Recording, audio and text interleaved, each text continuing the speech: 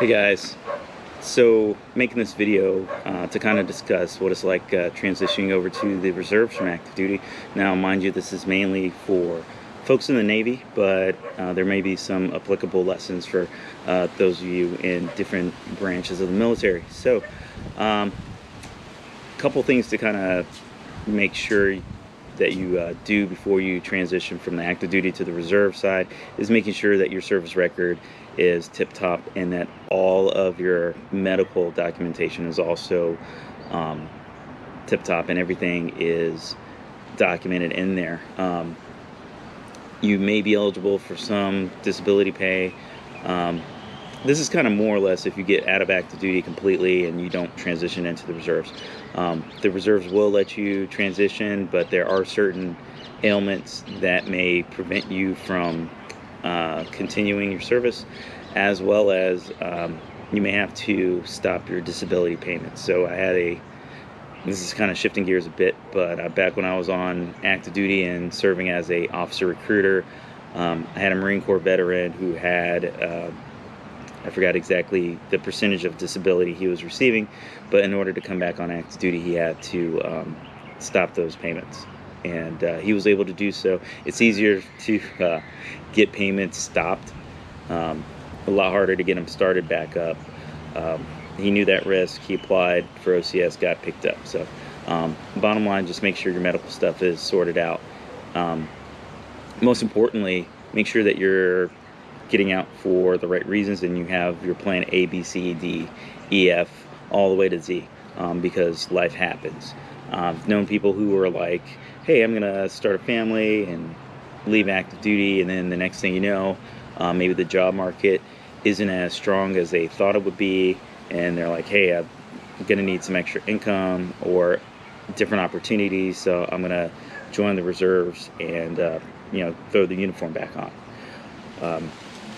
Also, there are people who are like, hey, I'm going to leave active duty and go to school full-time. So there are reservists that are taking school, full-time students, either bachelor's, master's, even PhD level students. So those are things that, for the most part, they wouldn't really be able to do on active duty. And then some of them do that and then apply for OCS, Officer Candidate School, either through their branch of original service or through a different branch.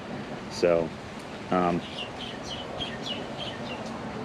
the other thing I want to make sure that I kind of remind people of is, even if you're getting out, just make sure that you are still performing your best at your job, at whatever duty you have. I say this because when you roll back in to the reserves, they're going to look at your service record, and they may dig deep, may go back into what you did on active duty, and maybe that might be the determining factor between getting promoted and not getting promoted. And then also make sure you stay in shape. I know a lot of times it's rough to have to go to PT while it's still dark outside, and you've been in the military for a while and you're used to it, and that's fine. And maybe you're just like, I want to have my own schedule, do this, do that. That's cool. But make sure you're keeping your body in shape. Make sure you're eating right, at least exercising 3 times a week at a minimum. I mean, health is wealth. So even if you do get out of the military, just make sure you're taking care of yourself so that you don't have medical problems or significant medical problems later on in life. And granted, there's things that are genetic that you can't avoid, but through regular exercise and eating a good diet, you can help mitigate some of those problems. And what else did I want to talk about? See, I'm just freestyling this. I didn't even write a script, mainly because I just wanted to hurry up and get this done.